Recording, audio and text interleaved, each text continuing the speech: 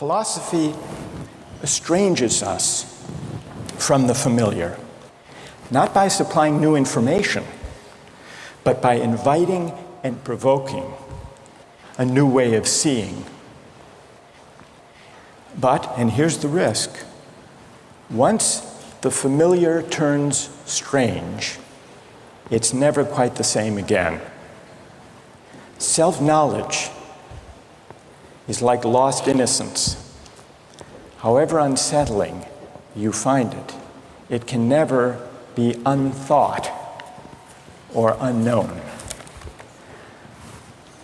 What makes this enterprise difficult, but also riveting, is that moral and political philosophy is a story,